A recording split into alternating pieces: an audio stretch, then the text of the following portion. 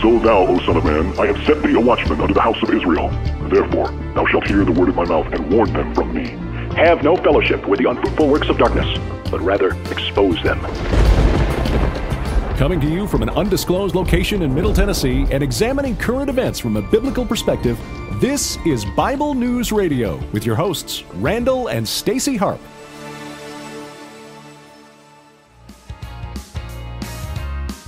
Hello, people.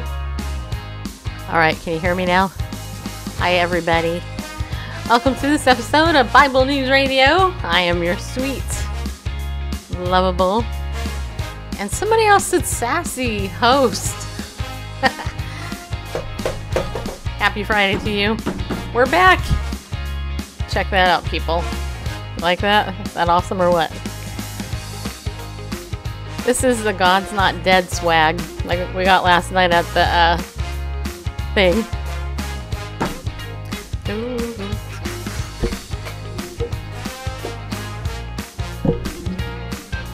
All right. We got it at the screening. Yeah, we got it at the screening. Oh, yeah. All right. So if you're new to the show, I want to invite you to go ahead and share this out. If you're on Facebook, you can subscribe. If you're on YouTube, you can subscribe. If you're watching to the archive, you can do that too. Just so you know. Thank you guys for coming in. On Periscope. Sorry, my nose is itching. And don't forget, the most important thing is to sign up for my email list. If you do that, you'll get all the behind the scenes stuff. Just saying, people. Just saying, people.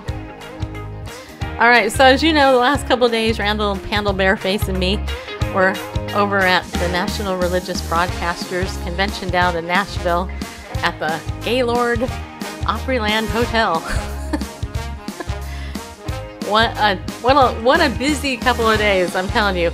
We actually had, like yesterday, I did about 17 interviews.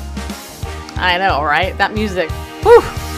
Also, the day before, we did about 15 interviews, so we actually did around 30 interviews that whole time.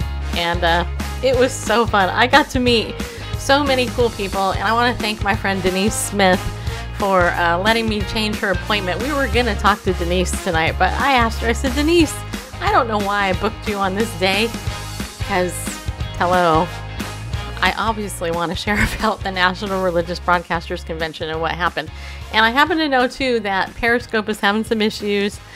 I see people bouncing in and out, and I know that it's Periscope. So you, those of you who are on Periscope, if you get frustrated enough, just go over to Facebook or YouTube. I'm going to go ahead and log in over here on Facebook in the event that anybody's over on Facebook, so I can acknowledge you guys as well. If you're there. If you're not, then that's all right. That's okay. Well, it's not really okay. I mean, I'll feel bummed out if you're not there, but if you are there, you know, then you are. So there you are. Okay. All right. Let me make sure I get this clicked over here. Anyway, in the event somebody does come on, plus I'm going to share it out right now over on Facebook anyway. All right. So we're going to share over there on my personal profile page. I think it'll take me a minute. And all of that. So, okay, so John, welcome to the show. I see you there. Hearts and stars, welcome. Jeff, welcome to the show. Melanie, nice to see you, my friend. Thank you for coming in. Lorenzo, Brian, all you clandestine watchers on Facebook, or, let's see, not Facebook, the internet.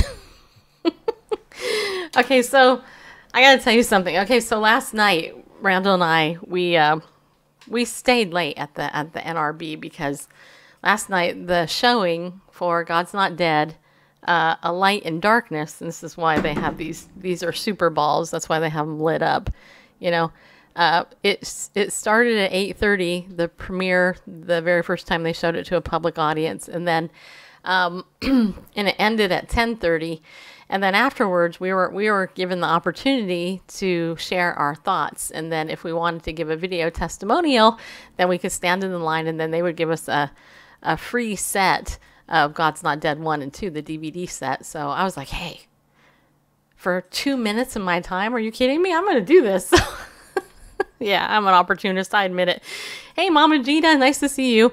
Anyway, so even though Randall and I were exhausted, we went ahead and stayed in the line. And then I got in the line and I went and they put a microphone on me. That's a dangerous thing to do, people. No. Anyway, anyway, they put a microphone on me and then they asked me a couple of questions about what I thought of the movie. And I will tell you what I told them. All right? And what I told them, to sum up the movie, God's Not Dead, A Light in the Darkness, the overall theme to me was mercy triumphs over judgment. And it was really interesting because afterwards I got to talk to David A.R. White. As you guys know, he plays Pastor David in practically every film he does, which is kind of funny, actually. But anyway, and you know, he's been a guest on our show. He came on our show a while back, and so I got to tell him that he had been a guest on our show, and I'd talked to him and all that. So I didn't talk to him for a long time because by that time it was close to 11 o'clock. And then Randall and I, we had to leave, right, and have an hour drive home. Well, we left, and you'll love this. So when we were driving down to Nashville, Randall's like, we're going to have to get gas on the way home. And I'm like, we might want to get gas before we leave because, you know, before we leave NRB, before, like, the night. And, oh, don't worry. It'll be okay. I'm like, okay. So go ahead. We didn't have time in the morning. I mean, we had we were getting there around 10. Our first interview was 10:15, so. Yeah. Well, the funny thing, so this is the thing. So all day, right, I'm on interviewing people, and now it's like 11 o'clock. It's like after 11 o'clock. It's actually closer to 11:30 by the time we're actually leaving the Opryland Hotel. And we're driving around trying to find a gas station that's open. And there wasn't any really close. And so I'm like, oh, this is good. We're going to be stuck here in our car, sleeping in our car overnight. Or we would have had to go back to the hotel and stay with one of our friends there. But anyway, so I'm like, Randall, why don't we pull over and ask somebody, you know? Because in California, the gas pumps stay open all night, even if nobody's there. Right? I mean, they're just there. But here, they actually close, like at 10 o'clock or 11 o'clock. And so I get my GPS on Waze, right? And so I'm like, okay, we pulled over to this place. I went to this, what was it? It was a restaurant? No, it was some sort of motel. Yeah, so I try to go in and they won't let me in. So I pick up the phone on the wall and I said, hey, you know, can you tell me if there's a gas station open around here? And they're like, yeah, there's the one over by Kroger. It's open 24 hours. I'm like, well, where is it? And they're like a couple of miles down the road. I'm like, okay. So I put it in Waze, and it initially said it was like 3 miles away, and then it said it was like 6 miles away. And I'm like, Randall, we're going the wrong direction, I think. So we stopped, and like then I hit the thing, and meanwhile, internally, I'm freaking out. I'm going, seriously, this cannot be happening. And then as we're going through these dark and winding roads. And then all of a sudden there was 2 deer that ran out in front of me in Bareface. Mm-hmm. And they were big deer. They were big. They were bucks, both of them. They were big. They were big, huge deer. And so I, having had the unfortunate experience before I married Randall of running over and killing 2 deer in California. She didn't run over to them and take out a knife. I didn't run over them, but I was delivering newspapers, and these very early in the morning, and these deer came running out in front of me, and I clipped them with my car. And anyway, they're both with the Lord now, and Bambi. No, just kidding. Bambi will live on forever and ever, just so you know. Anyways, long story short, we ended up... Even after meeting Godzilla. Like a half hour, about 15, 20 minutes later, we finally get to a gas station that's actually open. And I was like, thank you, Jesus. Thank you so much. Because Because I was like, really? Because that would have been... Miracle at Mapco. It was. I actually took a picture, too. I literally took a picture of that gas station to always remind me that that gas station is open 24 hours. Well, based on... and it's funny because I had put gas station in my GPS and just going down the list, and that was the next one. We would have come to it eventually anyway. Hi April, hi Jeff. I said, okay, you guys are on Facebook. Thanks for coming in. I see there's 4 people in. If you want to let me know you're there, if I'm not following you, just put a hi or something so I can say hi. Yeah. So anyway, long story short, we got home about 12:30 last night, and then we had to get our dogs very early this morning, unless we had to pay another $55 for boarding them. So Bareface got up early and got the dogs. So we didn't get a lot of sleep. But that was okay. It was all right. So I know a lot of you want to know about the movie, right? You want to know what we thought of it and if it's worth seeing. And I'm going to give you my review, okay? My one-line review of God's Not Dead 3 is that, to me, the overall arching theme was mercy triumphs over judgment.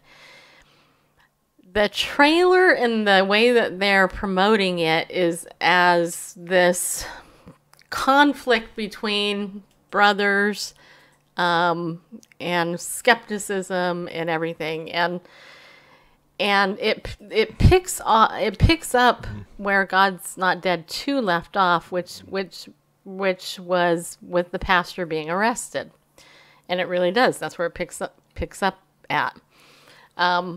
And it's interesting, as somebody who really enjoys analyzing stuff, there's a lot to analyze in this film. In fact, we didn't see the final cut. In fact, David actually told all of us that we didn't see the final cut, but we did see almost the final cut. They literally started filming it in October, I think is what they told us. Yeah, that's way too quick for any kind of a feature film to start start filming in October for a release at the end of this month. Release March 30, and so what we saw last night included some he said some iPhone audio and stuff for some of the for the ADR for the non-movie parts. ADR is automated dialogue replacement. I did not know that. What happens is on set, especially on location, if you're outdoors or something, trying to actually pick up the dialogue of the actors, you can't get that outside. There's cars going by, maybe planes, whatever, and just the acoustics, you can't get that. So what happens is they go back in the studio and they play that footage. It's automated. They play it in loop, and the actors go back and record those lines in a studio and syncing with their own lips on the screen.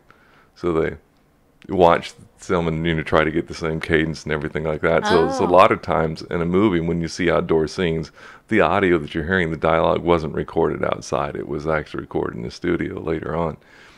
And so anyway, typically that's done in the studio, but he said in this particular cut, the director would send him, hey, you need to say this line, and record it in his iPhone, send him a text, say this line. So high tech. I laughed when he said that, because I was like, really, David? Really? You're using your iPhone to record your audio for your film? And remote, so he's just, I don't know if he's watching the clip on his phone and trying to sync up. Yeah. So there was some of that last night. Hi, Shannon, in Facebook. Nice to see you. Hey. So at this point. Nice to see you, Shannon. I want to acknowledge you, because the last time I missed you, and I didn't mean to. Yeah. So at this point, last night we were watching. Here it is. Yeah. What was March 1st. Yesterday. Yeah. What's the day? February? No, it's March. It kind of feels like it. March 1st, and we're watching something that isn't the final cut, and it's due for distribution on the 30th in 28 days. So this will be interesting. Well, it will be interesting to see if they use me in their promotional, because sometimes they do that, and I signed my life away by saying, yeah, you can use me, and my hair is like all over the place. I'm like, Lord, if they use me, I'm just going to go with it, because, bless my hair, which you did, Yeah. So dollars to donuts, the people involved in post-production, the editing, post-production audio, all that, those people aren't getting any sleep. No. Because they're probably going to have to get it, in the can. Yeah. Probably next week at the latest to make sure it's ready for Well, distribution. I'll say that the movie itself, it's very thought-provoking. I have the 11-minute discussion that took place after everybody saw the film on my phone because I recorded it. And I'm debating yet if I want to play it on our show in a future show because I think Randall said that we recorded over about 4.5 hours of interviews total between those 30 people or so that I talked to. I was so talked out. Hard to believe, I know. You know how women get like 50 million words and men get 10 a day, you know? Yeah, just saying. I had my fill. But I got to share something with you. I'm going to do this. I'll share, I was sharing with people that, you can say it. That everybody always thinks I'm a cool interviewer, right? And so it started happening again. Yep. So I want to play just a couple, like Jesse Pruitt. He was a guy he's a worship leader guy, which we'll be playing his interview soon. But this was after, because he said it, and I'm like, well, no, I'm going to get this. So listen to this. Yeah, let your praise come from another's lips, not your own. Oh, I got to turn up my volume. Wait, hold on. Oh. No, seriously, do you really need it? I really do. Oh, wait, hold on. I gotta rewind it. Okay. Wait, hold it. It stopped. Okay, everybody, this was Jesse Pruitt. He just said something amazing. Go ahead. I love your energy. It's amazing. Yeah.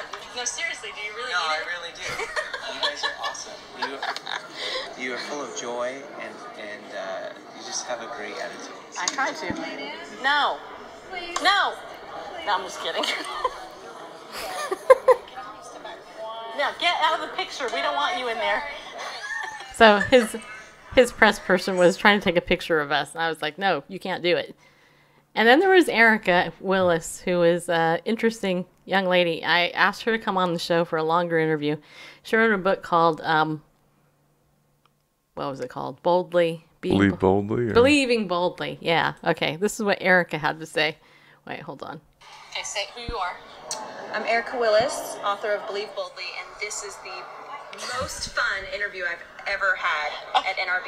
Why? Because I get to laugh and be silly and have fun. And compared to other interviews, what's it like being interviewed by other people? Because I don't know, honestly. I don't. It's sometimes it's very sweet. That's a great way to put it. It's just very sweet. They're very intentional with their words, but they don't laugh a lot and make jokes and like have a dry sense of humor. So, my tagline is sweet and lovable, right? Really? It's on my card. I would say you're lovable. Sweet. I would say sassy before sweet. Do you feel like that? I like it. Yeah. It's not a bad sassy. It's a sweet sassy. There you go. But I feel like sassy. Yeah, sweet. He would know. So well, good. thank you for that. Yeah, I really mean that. It really is fun. It's also sweet and sassy. So fun. That's why I'm like, dry sense of humor. We're gonna be friends. Yep. Now, It may be time for rebranding. How about sassy and lovable? Because she said sassy before sweet, so. Well, if it's sassy and lovable, then let me play what Laura had to say. Laura Smith. Now, Laura Smith she's written a lot of books. It's actually I think Harris Smith. I don't know. It's okay. She actually is a retired. Well, I'm gonna say retired. I mean, she's young. No. I think she told me she's 53 or something. But she used to be a host on the Home Shopping Network. And so when you guys see the interview that we did, it's hilarious. Oh, yeah. Okay, so this is what she said, and I think this is interesting. Hopefully you guys can hear this okay. Yeah, right. Just use the bottom because there's a... State your name. Thank you, Grace. Yeah. Oh, I'm not Grace. No, you are. Who are you? I'm Laura Harris Smith. What did you just say about the interview with me? I said it was fun. I said you were fun. See? Okay, compared to other people that do interviews, are they as fun? They're a little bit more reserved. You are like your hair. You are a free spirit. You're bouncy and beautiful. Aww. And no, really carefree, but detailed. Yeah. Yeah. I like the detailed. That's important. It is. Well, if you're in this business, it is. Yeah. There you go. So I have others too, but wait, I'll play one more from Linda. Linda was kind of stressed out a little bit. So this is what she had to say. And yeah, she did help me to just kind of finally just loosen up a little bit. Okay, so this is Linda Ferguson. She just got done telling me how great I am as far as interviews. Go ahead. Yes, Stacy's wonderful. She made me laugh. She made me relax and just be myself. And I love doing this with her. There you go.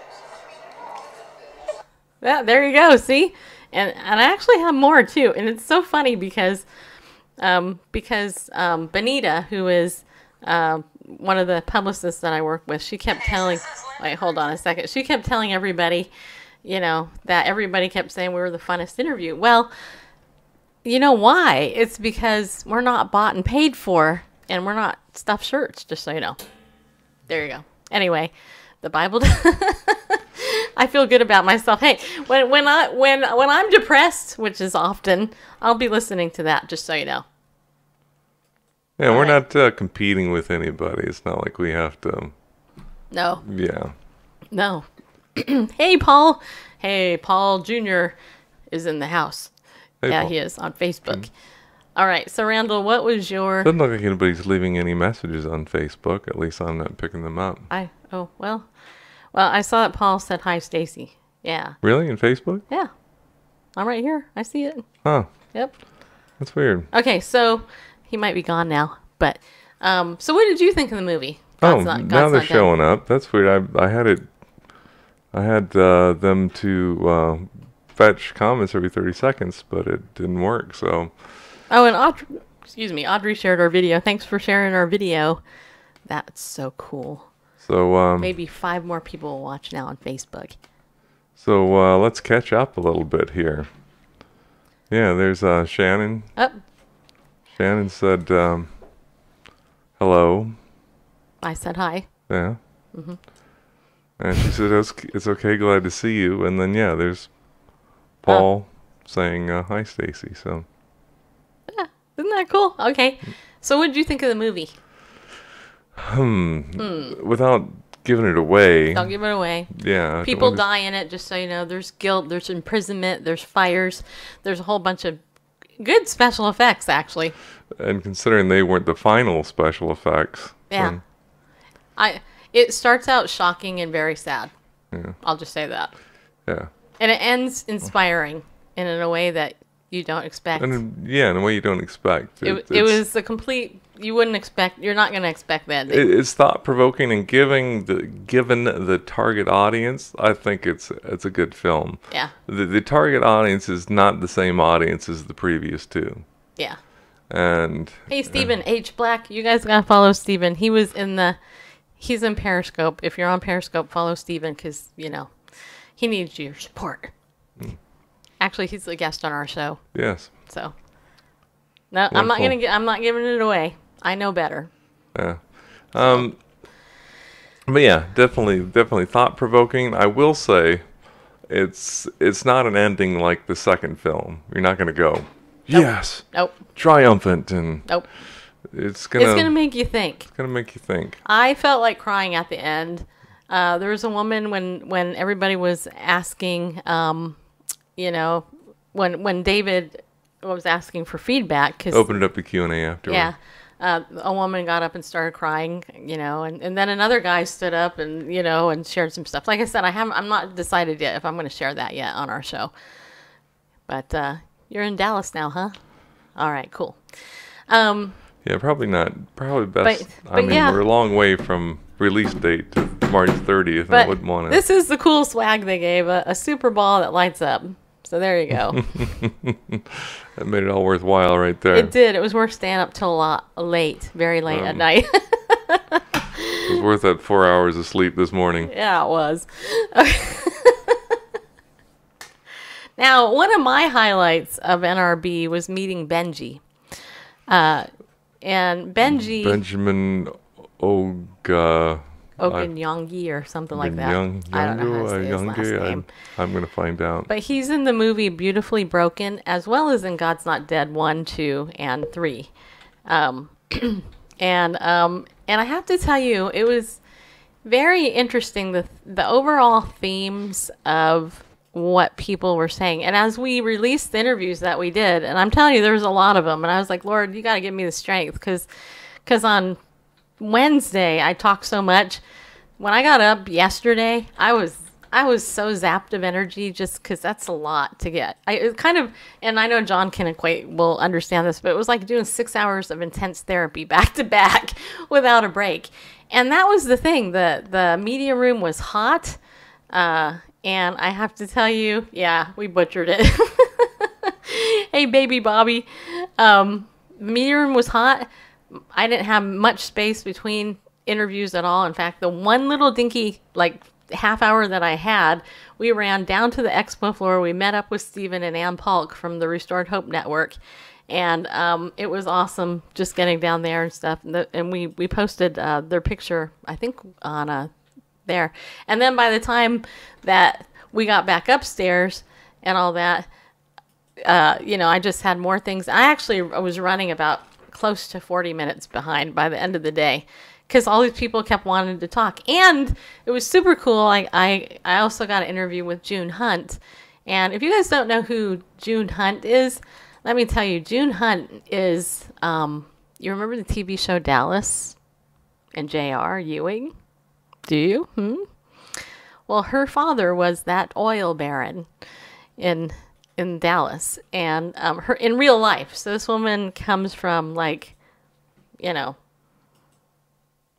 a lot of money, but a very, very bad abusive background. And her ministry, Hope for the Heart, you can go to hopefortheheart.org, and Hope in the Night are two of the greatest, in my opinion, Christian radio shows out there that offer hope and counseling. I know, Stephen, I saw that you got to talk to her on the expo floor. I've interviewed her on our show. I did a full-length interview with her, but she was in the media booth next to mine near the end of the day. And I said, hey, can I get her too? I mean, does she have time? And her publicist is like, yeah, here's my card, by the way. She can come on and do another interview. So we got an interview with her. If you watched my Instagram story yesterday, you saw my whole day, with the exception of a couple of things. And for me, interviewing June Hunt, I have two radio mentors, her and Janet Parshall.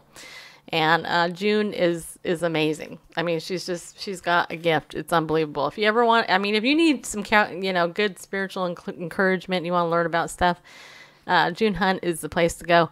Her show and her curriculum that she developed literally has been accepted as material for CEUs, for continuing education for therapists. And I told her after I graduated and I was going through my internship, I said, June, I said, you have been my supervisor, because the clinical supervision I got, nope, it was horrible. And most clinical supervision is horrible, just so you know, in case you didn't know that. Yeah, she's super good. So she was the highlight. Meeting Benji from God's Not Dead was cool. Meeting David A.R. White was cool. Meeting him in person was cool. But also the interviews that I did. There was one interview I did with a guy named, I don't know if I have his card here. Wait, hold on. Let me see if I can have it. I think it's him. No, it's not it. Yeah, Wayne Faust. Now, this guy was very interesting. And he is an author, therapist, a senior psychology examiner, and an independent consultant. He heads up counseling and assessment ministries, and he had his wife died of a rare liver thing, and he wrote a book called 300 Billion to 1.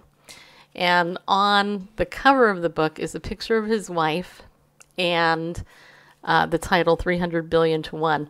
He was like close to the very end of my interviews. He sat with me for about 20 minutes and actually cried through the whole interview. And I'm sitting there and I'm like tearing up, and my therapist's heart is going out to him and everything, because he's sharing with me this amazing story of how God provided for him and his wife before she died. She battled this for a year. But his story is a story that needs to go on Sid Roth's show. It's Supernatural.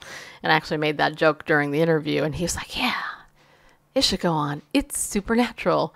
Because he had a dream about his wife. And that's all I'm going to tell you, because we're going to play you the interview in the coming days so you can actually, see Hear it it firsthand. Hear it. Hear it and And here's the thing.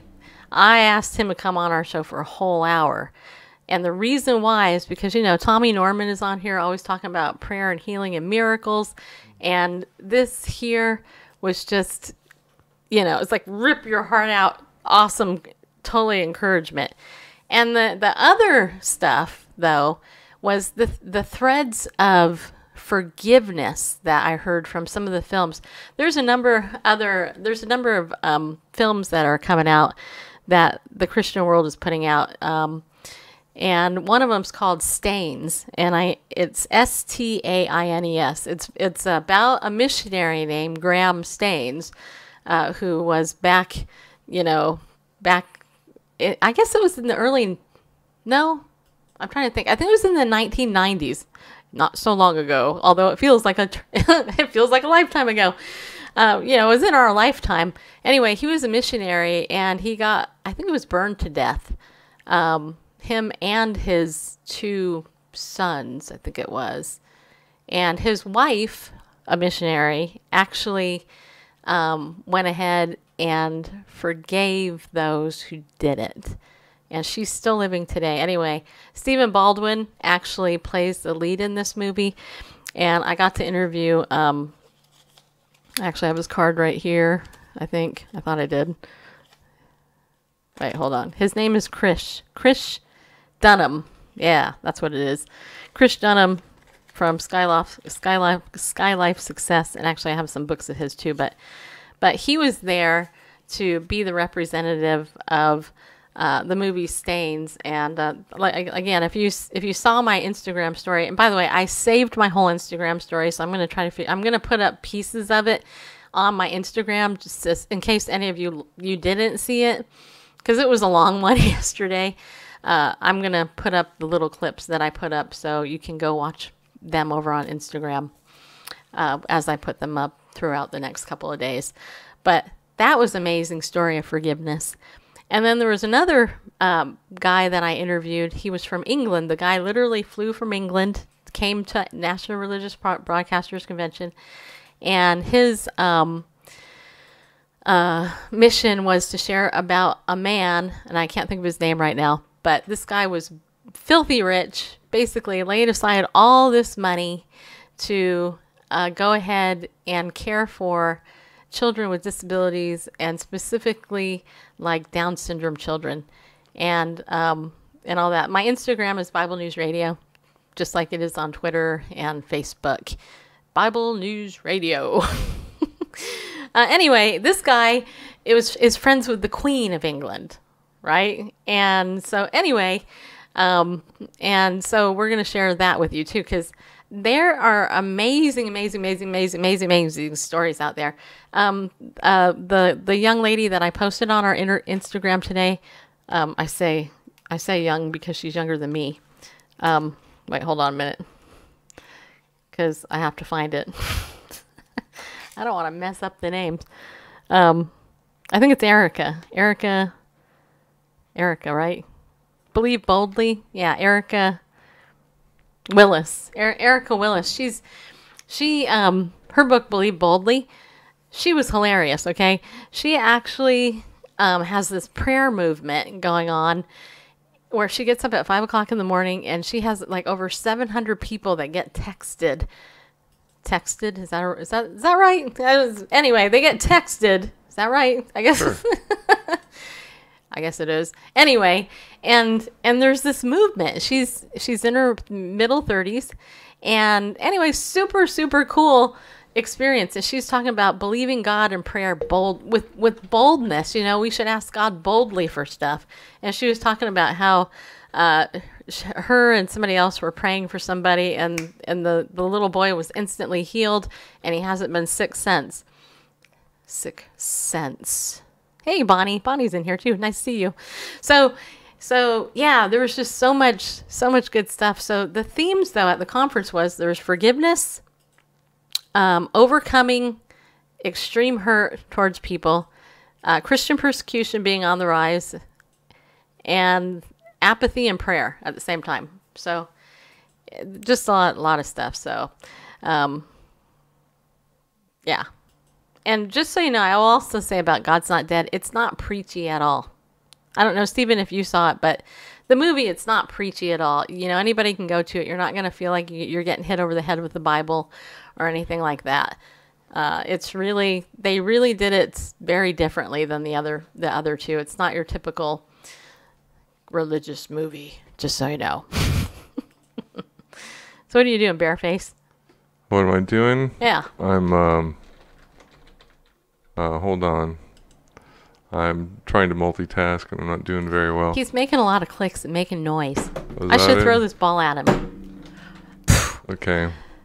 And hit him in the head with it. Don't do that. Actually, I have to give a shout out to Bareface too, because he stood on his feet for like the whole time practically. He lugged around all of the recording equipment, the camcorders, the mic thing, and like I said, if you saw my Instagram, you saw how far we had to walk. Plus, it rained, and of course, today was beautiful. It didn't rain at all. It was gorgeous today, and I did get to play pickleball. But anyway, so Randall. I mean, obviously, we couldn't have did it without Randall. We did see the Benham brothers as well, the Pillars of the Community. We've already posted that video of the Benham brothers for them. In fact, I don't know if you have that video. Maybe we could play some of that now that the Pillars have seen it. Not handy, no. You don't have it? Okay. On another machine. Yeah. I could do something about that. Yeah, like right now? Well, give me a couple minutes to. Okay. Oh, maybe you can play it from Facebook. Yeah, I could do that. Yeah. Let me retrieve it there. Okay. I keep thinking somebody was knocking on the door when you tap the ball. Yeah. Just kidding. But yes. Did you get in your interviews? Yeah, Bonnie. Overall, I had about 30 interviews, give or take. I didn't really like the first movie, Salvation Message to the Dying Man, weak. Yeah, I didn't actually like how the first movie ended either, Gina. Let people become a pillar to see it.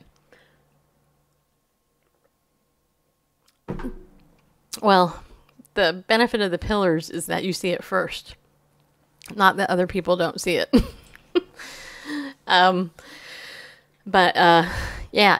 Anyway, so Randall's doing that. Let me tell you about our brand new Bible teaching this month. Dr. Arnold Fruchtenbaum, Ariel Ministries, you guys know is our main sponsor. And the teaching that we have this month, believe it or not, is called Demonology, the Doctrine of Demons. And if you go to my Twitter feed, you can see it. Okay, you can see that I tweeted it out earlier today. You got to go ahead and click the link and it will instantly download on your computer. You don't have to give an email or anything. This is a 42-page document, Bible study, Messianic Bible study from Ariel Ministries. And I'm going to tell you can pay $5 and get the hard copy. You can pay $3 and get an MP3 of it, I think. But they're actually giving it away free. So if you want to learn about the Bible, about the topic of the doctrine of demons and what demons really are, as opposed to what a lot of people think they are, I would encourage you to really download this. Yeah, thanks for pulling that up there. This, just to give you a little bit, it talks about the existence of demons, the names of demons, it breaks it down where they are, the personalities of demons, the origin of demons, how demons are confined, the number of demons there are, the organization of demons, the characteristics of demons, the activities of demons, and demonic control. Oops. Sorry. That's okay. And just a whole litany of stuff. Demonism in the believer, the future activities of demons, the church, the Great Tribulation, demonic invasions, demonic worship, etc., and the doom of demons. And Dr. Arnold Fruchtenbaum wrote this whole thing. It's absolutely free for you from Ariel Ministry. It's our gift to you, their gift to you through us. If you want to download that as your Bible teaching this week, or this month actually, here in March. And then don't forget, you can go to ariel.org anytime and use Bible News, the coupon code, and check out some stuff. Next week, I'm going to share with you some stuff our friend Muddle Balston has from Ariel that you might want to get. If you like his Bible interviews here on our show, you'll love his teaching for sure. I've got a couple of it. It's on Twitter. I'll go ahead and retweet it out so you guys can see it. And I also posted, Gina, if you're my friend on Facebook, I've also posted it. Just scroll through my feed on Facebook, and it's also on our Bible News Radio page on Facebook. That would probably be the easiest place to go and get it actually right now. It's just go over to our Bible News Radio page on Facebook and scroll down, and you'll see it, and then you can just download it directly from there. So yeah, do that, because it's an interesting study for sure. And you may as well get it when it's free. You know what I mean? Just so you know. All right. You ready? Yeah, I just wanted to say one more thing about that. And that's what's nice about that they're offering. Yeah, as I'm sure you said, I was kind of multitasking. But, yeah, no opt-in, no provide your email, anything like that. It's not, the lost leader or anything like that to, suck you in. It's just saying, hey, this is something we think you'd like. Direct link to the PDF, download it. Well, and here's another thing about Ariel that a lot of people don't know is they don't really have an email list that they promote or even try to build up or anything, because they don't send out, they actually don't send out letters asking for donations or anything. That's really how this ministry is. Yeah, and that's always impressed me about them. Instead of like many, like mega churches and stuff, they'll say, well, here's our building project. This is the next thing we're taking on. Let's go raise money for it. Yeah. They don't do that. They don't, well, let's raise money for this. Hey, we got some more donations, this month. What are you going to do with it? They're really good. Very, very good stewards. So I encourage you to support them when you buy their stuff and their teachings and stuff. It's biblical, first of all, because we're promoting it. If it wasn't, I wouldn't be. Trust me.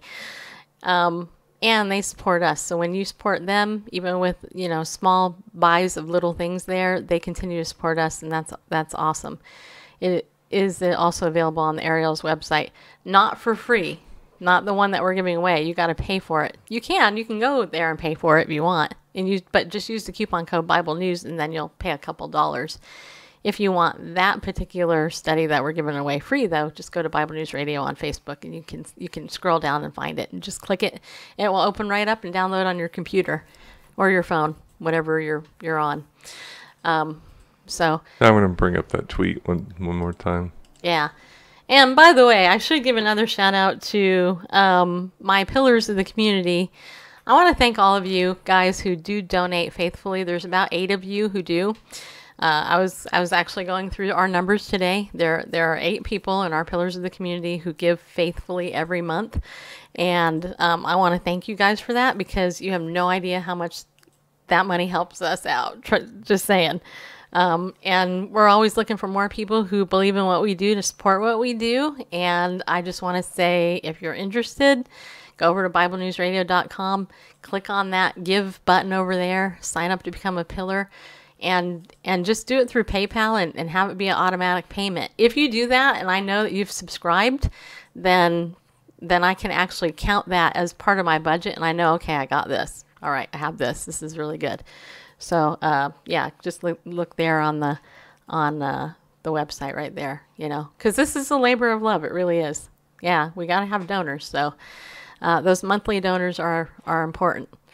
So, and it looks like I just got a friend request on Facebook from one of my favorite publicists in the whole entire world. Okay, there we go. I just accepted it. All right. So let me tell you a little bit about the Benham brothers. If you guys don't know who they are are realtors. Realtors. They are former baseball players, professional baseball players. They are the sons of Flip Benham, who is one of the original founders of Operation Rescue, him and Randall Terry. And they were fired from HGTV because of the militant homosexual activism that came against them, because they stood for marriage the way God designed it, as one man, one woman. Just so you know, okay? Nothing ever brought up on their television show. It's just like guilty by so, hey, these guys believe in traditional marriage, therefore they don't deserve a television show. Yeah. Well, out with you. They've written 3 books now. The latest book that they wrote is called Miracle in Shreveport, which is about their testimony about when they played baseball. It also goes a little bit into the topic of what happened at HGTV and how the gay community came after them. And I'm just going to tell you something, and I'm going to be bold about it. Look, and this is, I'm just going to, how do I say this? I am often accused of being in your face when it comes to this issue. And you know what? Good.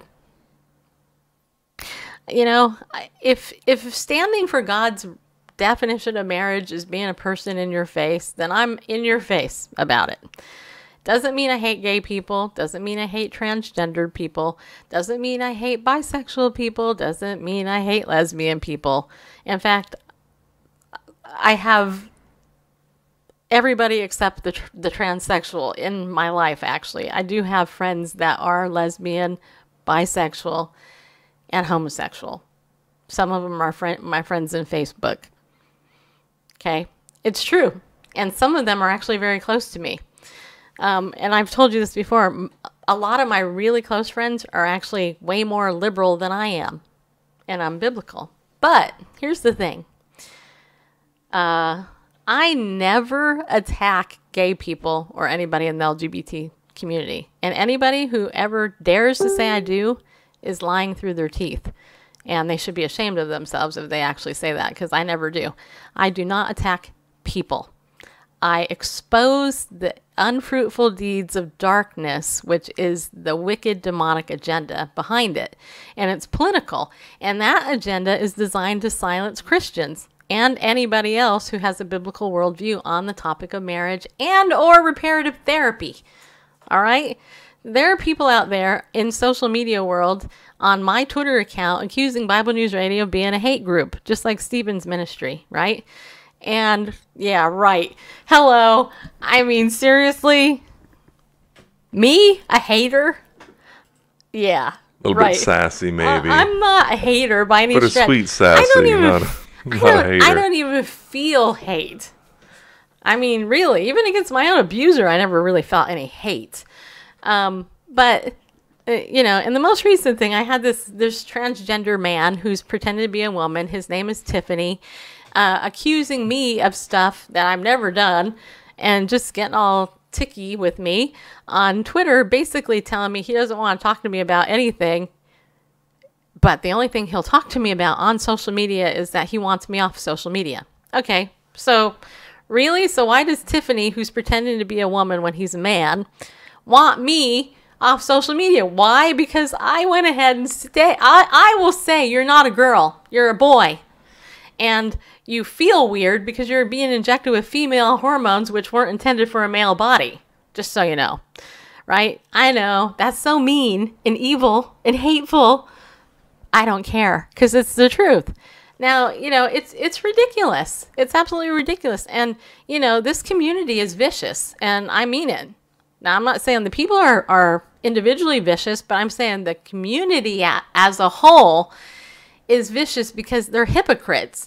They don't practice what they preach. They claim tolerance, but they have none for you and your worldview. I could be an atheist and say that, you know, somebody who's going through that is, you know, is crazy or whatever. And they would still get mad at you for that, you know. So, anyway, I just share that because, you know, because it's funny to me. I'm not, you know, and I'm not a mean person at all. And I mean what I say. And a lot of people, well, what did you mean by that? Unbelievably, I'm one of the few people in the whole world, maybe there's 1% of the world that's this way. I actually say what I mean. I don't beat around the bush at all. In fact, I got a letter a couple days ago from one of my best friends in grad school. And I will say this. And it's downstairs, unfortunately. I would read it. But she's a friend of mine. I met her in grad school. And this is the funny thing. She's not a Christian. She came to a Christian college. And when I was in grad school, the movie the Passion of the Christ was out, right? And everybody in the program was trying to get her saved. Hey, do you think we can get her saved? Maybe we can take her to the movie and get her saved. And I'm like, oh my gosh. And anyway, so she came to me one day and she said, do you want to go see the Passion of the Christ with me? I'd love to see it because, you know, I love Mel Gibson and his Catholicism and stuff, and it'd be kind of cool to see it with you. I'm like, okay. So me and her, we went. And then she was in the cultural diversity class that I was in, where I actually had the opportunity to talk about homosexuality to my cultural diversity class. And the thing that's funny to me about it still is that in the class, they promoted homosexuality. This is at Vanguard University, a Christian school, an allegedly conservative Christian, okay? And they talked about how that was a different diversity, a different culture and stuff. They were going to teach us. And I went to my professor and I said to him, can I interview a former homosexual as my project? Because we had to interview somebody of a different diversity, a cultural diversity, and then give a 5-minute speech about it. And I've shared this before. If you've already heard it, you already know the story. But if you're new, you don't. My professor, just so you know, was a fellow student. He was a black man and a cop, okay? His partner, his motorcycle cop partner, was a lesbian, a white lesbian woman, okay? Just to show you the diversity there. He does this course, this section on homosexuality, gives us this assignment. I went to him and I said, if I can find a former homosexual, would it be okay if I presented on it? His thing was, oh yeah, if you can, go ahead. I'm like, okay, I can do that, no problem. I called up a ministry like Stephen's, actually, and got a woman who had been a lesbian for over 30 years, got her on the phone, interviewed her. She shared with me her deliverance through Jesus Christ. I wrote a paper on it. About a month went by. I was harassed by my classmates prior to that. This is a Christian school, by the way. And when I finally got up to give my speech, I said to my class, there are 3 types of homosexuals that you're going to deal with in life. You're going to deal with the queer eye for the straight guy, just so you know, because that was on during the time. Okay? You're going to deal with the political activist who's marching down Constitution Avenue with his rainbow flag, yelling and screaming through a bullhorn and with a lit torch, because that's what ACT UP does, and the militant faction of the LGBT community. Okay? And you're going to be dealing with the ex-gay person, the person who's dealt with their issues and who now has left and chosen to walk outside of their feelings instead of dealing with their feelings and the pain, the disruption and the attachment or the abuse or whatever it was they went through. And that's what I'm going to talk about. And I shared the testimony of this woman. Well, afterwards, I had 5 minutes of questions, or at least I was supposed to. I had pastors in that class. I had other people, other students that were in that class just flaming me, asking me, what do you mean? No, they can't change. I'm like, seriously? I'm in a cognitive behavioral therapy course that's teaching me that if you change your thinking, then your behavior changes. So you're trying to tell me that a homosexual can't change how they think and their behavior changes? It's a little bit incongruent. It doesn't quite make sense. It doesn't add up. But as a Christian, you don't identify yourself with your feelings. I'm Stacy Lynn Harp, your happy Christian. I'm Stacy Lynn Harp, your snarky Christian. Snarky Christianity 101. Coming soon. That's ridiculous, you know? And anyway, long story short, there was even a woman named Kathy who was sitting in my class who worked for Wycliffe Bible Translators, who was actively in the lesbian lifestyle on the mission field as a Wycliffe translator. And she got born again. And God delivered her of her lesbianism. And she was married to a man when she was sitting in that class with me. And she didn't say a word. Did not say a word. Well, a couple of weeks went by after I did my presentation, which lasted, a little over a half hour because, I got pummeled with questions. And my teacher, he brought in his biker lesbian partner, cop, and gave her the whole hour, of my class. She presented herself, showed pictures of her dating boys, went back, talked about her abuse, and then blah, blah, went on, blah, blah, blah, blah, blah, blah. And I sat there through the whole class and didn't say a word because the Lord told me not to. He said, keep your mouth shut. Don't say a word. It was so hard, just so you know. I was like, man, I don't want to say a word. And the class ended at 10 o'clock at night. I got up. I went out the door, and my professor comes running out. He's like, Stacy. I'm like, what? His name was Joel. I said, what? He's like, how come you didn't say anything? I said, I shared my part when I gave my presentation that homosexuals can change. And he's like, well, what did you think of my friend? And I said, okay, let me ask you this. Is this going to impact my grade in any way? He's like, no, I really want to know. And this is what he said to me. He said, I want to know because you're one of the few people that will actually tell the truth and stand up for what you believe in. See, I don't attack people. I attack the wicked idea, the demonic force behind the idea. Take the lid off the agenda. I know what the agenda is because I've been to their dark side conferences inside them and hung out with these people. I've read their playbook, and the thing is, if you read the Bible, which by the way is our playbook, and you're not afraid to actually believe the Bible, then you don't have anything to fear. Well, Joel told me he wouldn't, dock me or anything. I ended up getting an A in the course, but he actually invited me to debate his lesbian partner the next year. And I have to tell you what happened at the school. What happened was they cut that part out of the curriculum afterwards because there was such an outcry. And a lot of Christians, because they saw my boldness, they decided, you know what? We're going to start saying, no, we don't want to hear about this here because it's not necessary. We don't want to be indoctrinated the way a lot of Christian colleges are by groups like Soul Force that go in and they go in under the guise, and it is a guise. They go in under the guise of trying to create dialogue and, all this other stuff, but it's nothing but a bunch of baloney. They don't care about dialogue. Their goal is to keep you quiet. They don't want you to share the truth about how Christ can set people free, and they don't. And it's frustrating to me because it's like, why? With anything else in the world, you would be penalized for withholding the cure. But when it comes to saying that Jesus can heal you of an emotional broken heart and abuse because resulting in same-sex attraction, it's like you can't do it. And you know why? I'm going to tell you why. Because the devil is behind it, because every single one of you was ordained to be your gender that God made you.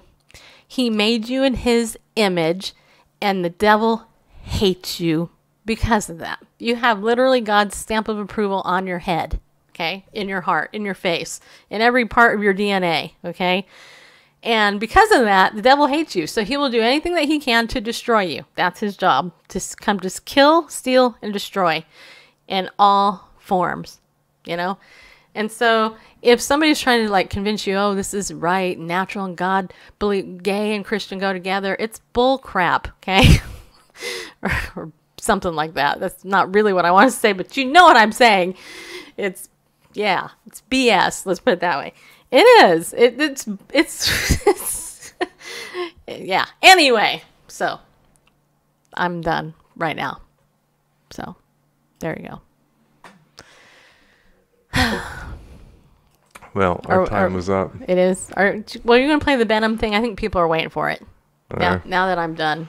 And technically, this is Free for All Fridays, and we're supposed to go over 15 minutes. Yeah, but eventually we're going to have to, once we do some post-production to hit that magic 55-minute time. Okay, well, we're still not. Yeah. Anyway. Hog's not. Sylvia, I'm going to start using that one. That's good. Hog's not. Hog's not.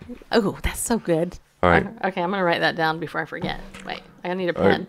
I don't know if I should play all 11 minutes, but... Yeah, why not? It's kind of funny. This is behind the scenes, really. All right, this is unedited, no color correction, none of that stuff, no post-production whatsoever. This is just...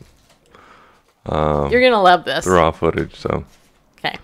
And I'm not sure which one this is going to play on, so I'll unmute everything. I know Gina's saying you can't end with the last word being BS, but Benham Brothers actually touch on this issue, so it'll be good to watch it.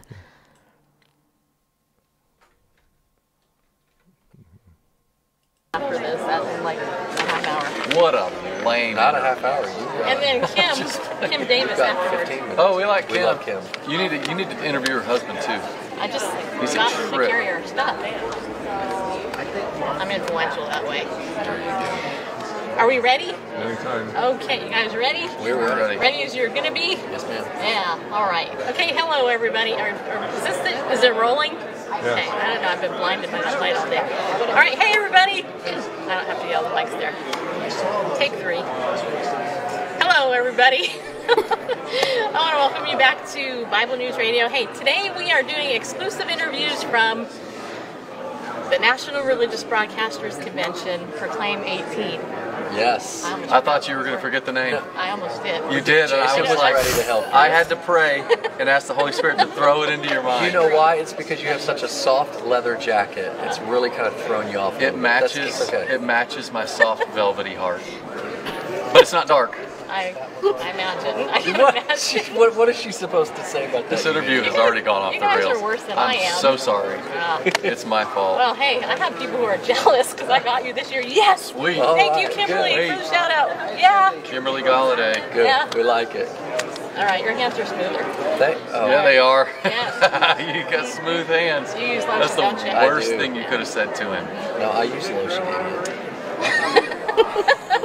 Okay, so you guys are the Benham Brothers. Jason? David. David? Jason. Yeah. All right. I'm glad you don't dress alike because that would have been confusing. I know. We do have to coordinate that though, because we have kind of some of the same Isn't stuff. it weird? Specifically coordinate not dressing alike. Yeah, Gosh. because we have done that. We showed up at an event to speak with the Green family from Hobby Lobby to all their company, and we wore the exact same thing. It was pretty bad. And there's no going back. But we do write books together. Yeah. So we do coordinate that. Well, since the last time I talked to you, I actually read your book.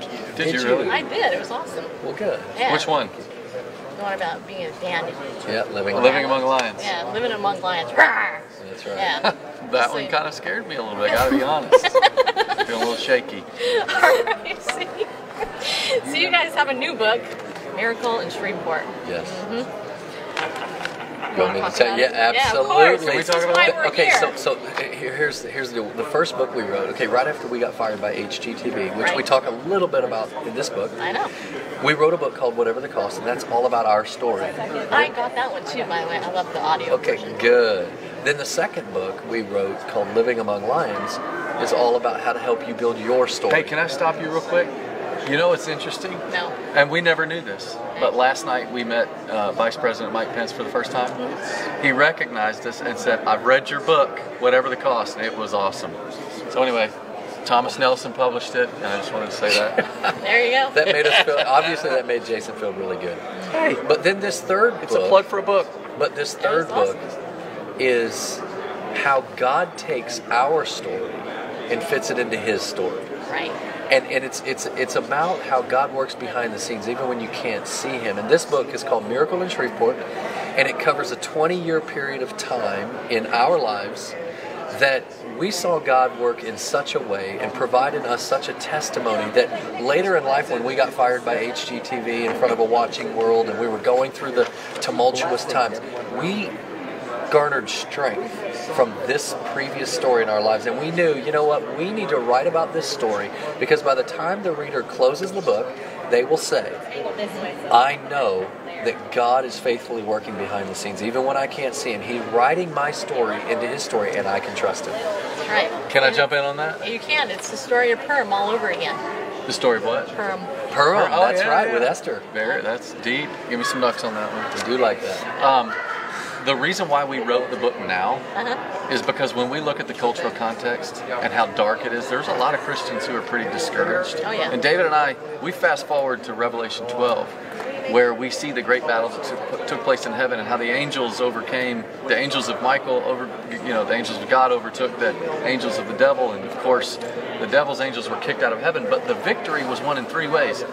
by the blood of the Lamb, the word of their testimony, not loving their life so much as to shrink from death.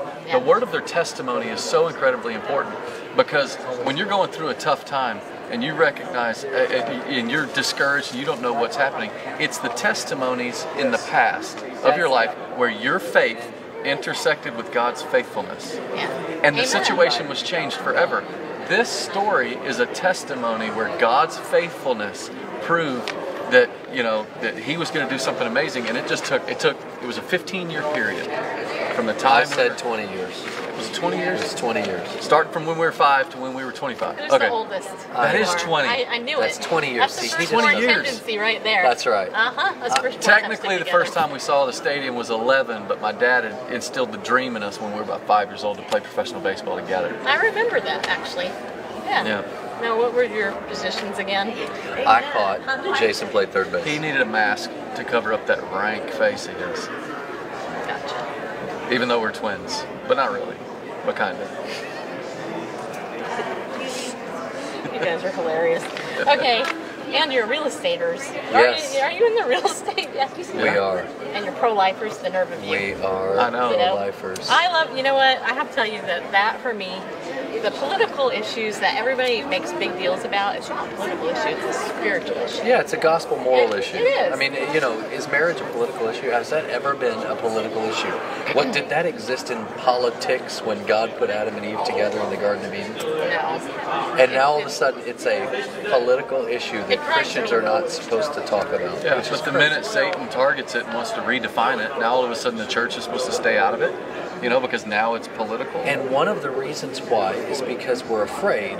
Believers are truly afraid that they may lose something, and this is one of the reasons I pivot back to the miracle in Shreveport, is that we had a testimony in our lives of God's faithfulness.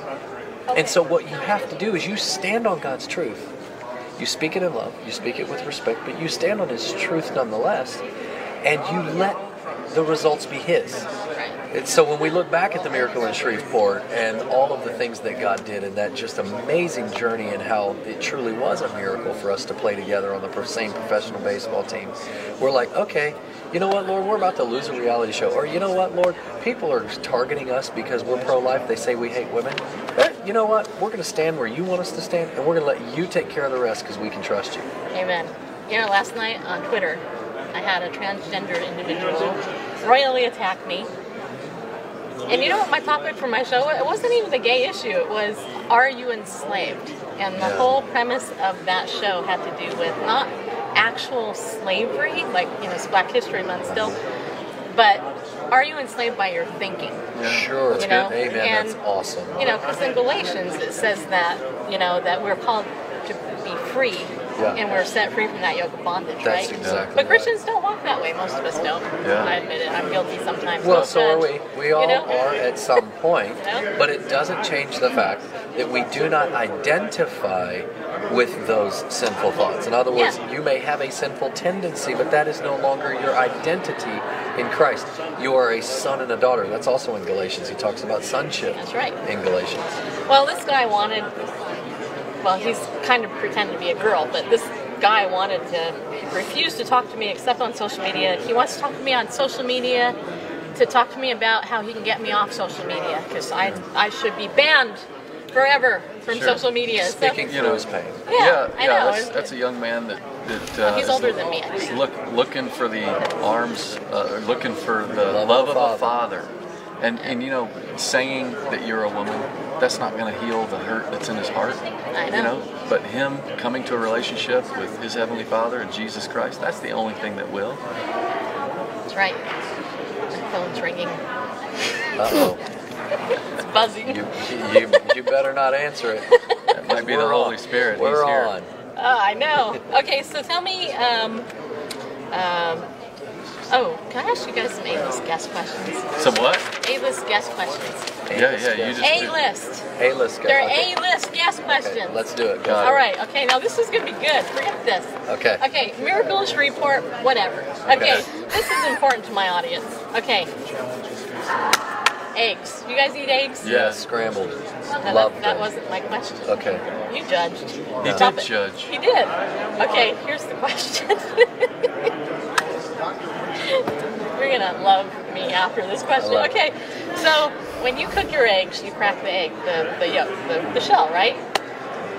Yes. What do you do with the shells? Throw them away. What do you do? Recycle them away. We should recycle. Really?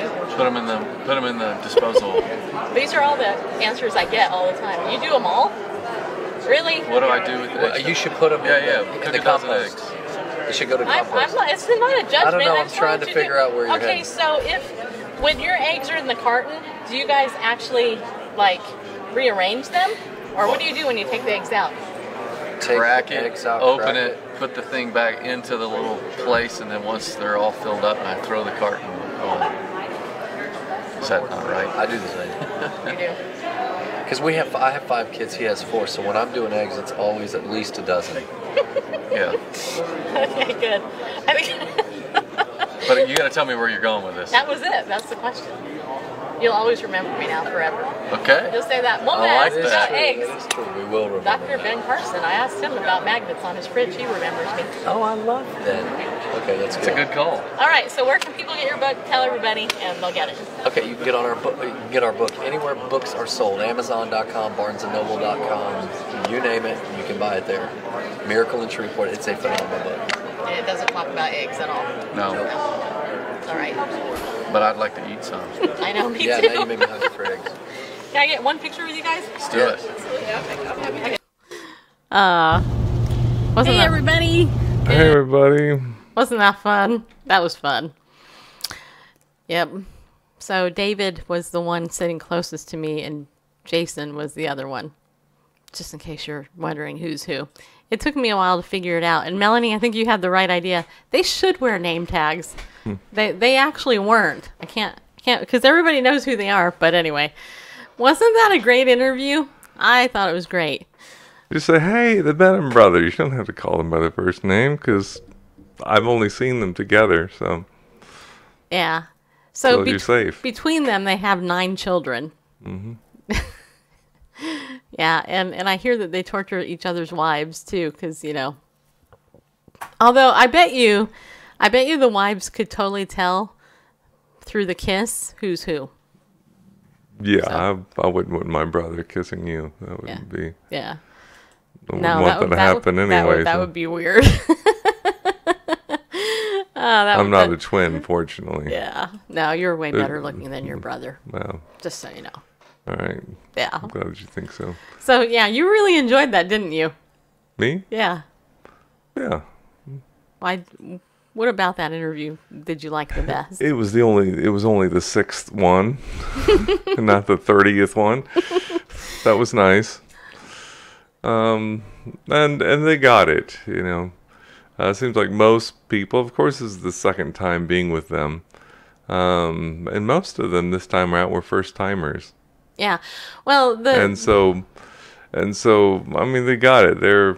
They're equally, they can talk about heavy subjects in a light way. They know how to have fun and be serious too.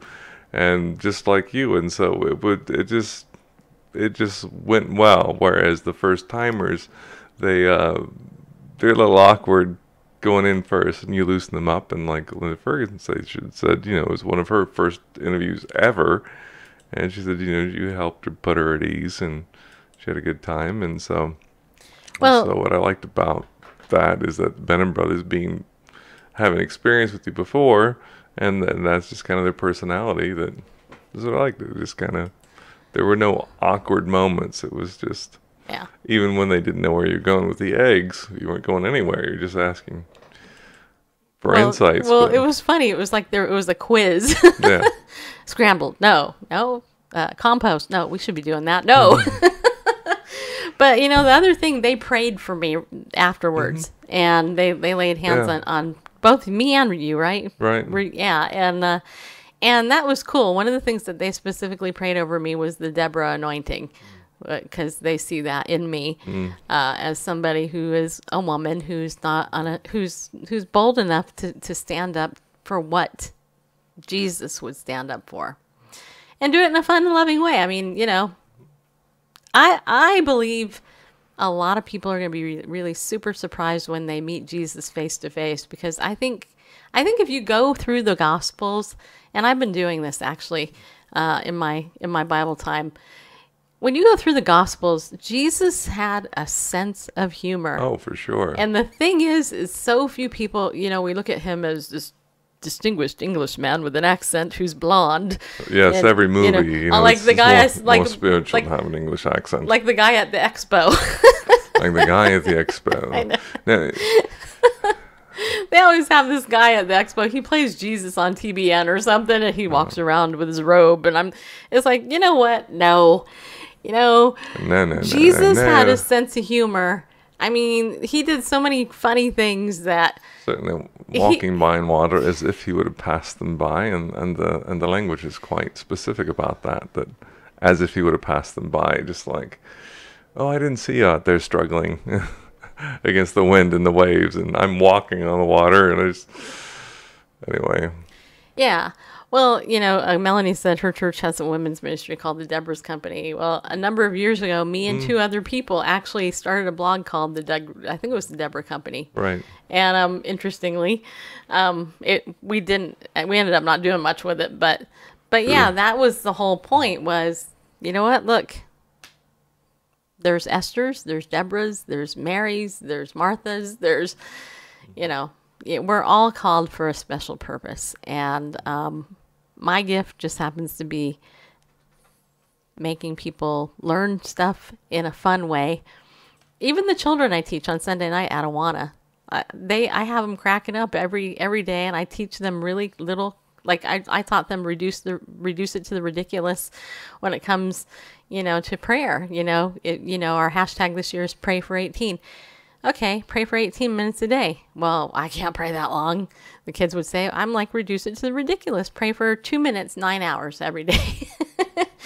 for every hour, pray for 2 minutes. You can pray for 2 minutes, right? Yeah. And they're like, okay, Miss Stacy, we're gonna reduce it to the ridiculous. Thank you, JM. And it was funny when I mentioned Purim to them, because it was the start of Purim, they thought that was cool, because if you understand now the history of Purim, because of what Muddle taught us, which I totally thought was fun, whenever, the spirit of Purim is the spirit of Antichrist, let's just put it that way, basically wants to wipe out the Jews, and today the Christians as well. Anybody that, stands for who the Messiah is. And Haman, who, even last night at dinner, my friend Patrick, we were eating dinner with, we were talking about Purim, and he said Haman, and he went like this, I would not have known what that meant if it wasn't for Muddle teaching us it. And it's true. So anyway, it was fun. It was a blessing. I love all my Awana kids. They are my kids, even though some have kids. I know, it's so cool. Awana is awesome. It really is. So very cool. All right, I am feeling the crash now, Randall. Yeah. Like, oh no, I hear you. The energy is zapping from me. And I did play pickleball today too, and I played pretty good actually. On 4 hours of sleep, I played pickleball, or 5 hours of sleep. I still went and played. Randall took a nap. Tried to. He tried to take a nap, but yeah. Okay, so Monday, let me tell you. Monday, I don't think I have a guest booked. So probably by Monday, Randall and I will have figured out, who we're going to highlight on the show. Because like I said, we have like 30 interviews, give or take, that we'll be highlighting. So if you want to know, check my email, get the email, join the email list at BibleNewsRadio.com, and you'll get that info. Yeah, we can't technically, well, I could probably do it again if I wanted to. It depends on who's watching. And cheapo sound makers and religion. How fun. I know, right? Yeah. Do you guys have any questions before we go? Because we've actually gone over time. Paul, thanks for coming in and being part of the show tonight. I appreciate it over there on Facebook. That's very sweet of you to do that. I'll just wait 1 minute here for any delayed comments. And Liz, thank you for coming over on Facebook too. I see that you just liked the video. Appreciate that. And Stephen H. Black, I will send you a link to my calendar right after the show so you can go and check it out and figure out when you want to come on. All right.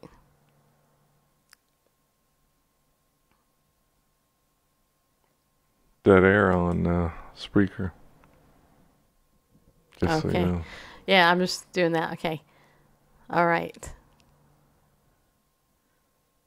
When are we all coming to TC? What's TC? Texas. Well, I have no plans on going to Texas.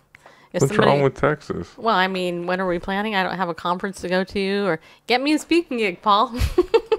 A fully paid speaking gig with travel expenses for both me and Randall, and we'll be there. So, yeah, that would be good. I haven't forgotten about the Ohio meetup, but Yeah, well, we'll see. This stuff costs money. I was telling Melanie last night on our way home, just the minimal expenses for us to go to 2 days of NRB, and we didn't have to pay for a ticket because I was pressed. I worked the whole time. But between minimal meals, because we didn't eat 3 meals a day, we took snacks, but minimal meals, gas to get there, dog care, because, we can't leave our dogs home, all day because they need to go out and they need food and stuff. $58 in parking. Yeah. It was a little over $300 for 2 days. And that's what it cost us out of pocket. So those, like I said, and those of you who donate on a regular basis, the donors, the people that donate, that's basically what we get, $300. So somebody who gave us a special blessing last month, you actually really helped us out, because that would have, we would have been more in the red if you hadn't given us that extra money. So that's why we asked for it, because it's not free.